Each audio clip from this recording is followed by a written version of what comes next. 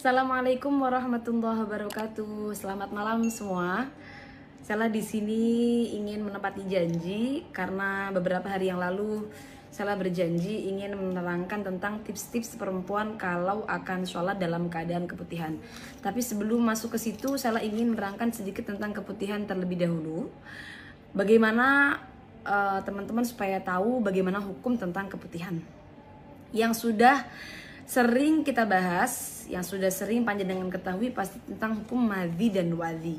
Kalau madhi dan wadhi tentunya dua-duanya hukumnya najis. Kalau madhi cairan putih, bening, lengket yang keluar karena terangsang atau karena ada syahwat, itu hukumnya juga najis.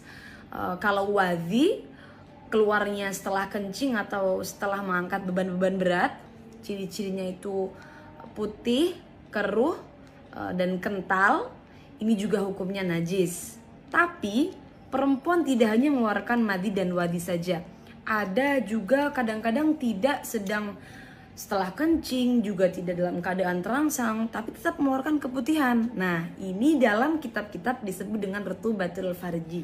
Nah, untuk hukum rutubatul farji dalam nas Imam Syafi'i ada dua pendapat.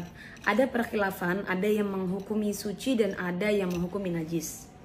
Untuk pendapat Imam Romli, bila mana keputihan keluar dari area zohir, anggota yang wajib dibasuh saat istinja, bercebok, maka hukumnya suci, tidak najis dan tidak membatalkan wudhu. Namun kalau keluar dari area batin, area yang tidak wajib disucikan saat istinja atau tidak nampak saat duduk jongkok, maka ini hukumnya najis dan tentunya membatalkan wudhu. Lalu bagaimana? Perempuan kalau setiap hari mengalami keputihan menyikapi tentang perkhilafan ini. Alangkah baiknya menurut kami adalah mengambil langkah ihtiyat atau berhati-hati dengan beberapa pertimbangan. Perempuan mengeluarkan keputihan tidak hanya cairan bening saja, kadang bahkan berwarna kuning, keruh, atau bahkan ada yang terinfeksi bakteri sampai berwarna hijau. Maka alangkah baiknya untuk mengambil hukum najis dalam menghukumi keputihan. Kemudian yang kedua, perempuan tidak tahu dari mana area keluar keputihan yang ia alami.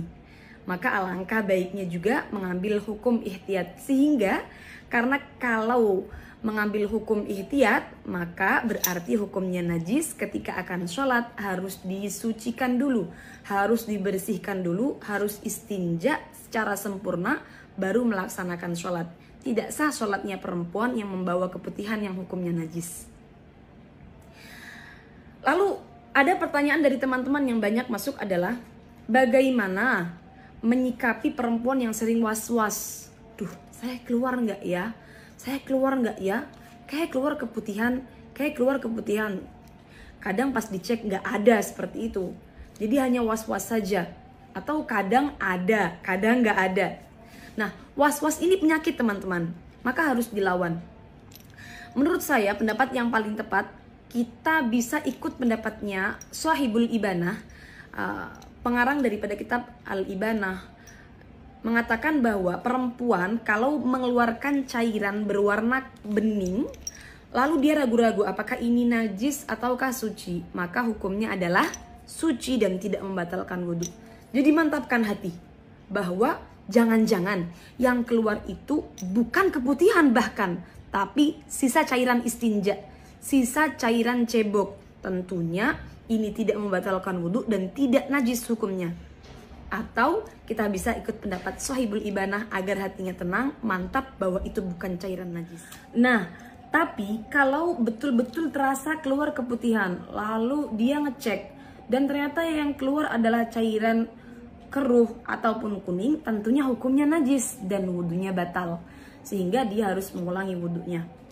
Saran saya, bila was-was harus dilawan terlebih dulu, karena was-was itu penyakit. Sekian dari kami, itulah hukum keputihan. Kurang lebihnya mohon maaf. Wassalamualaikum warahmatullahi wabarakatuh.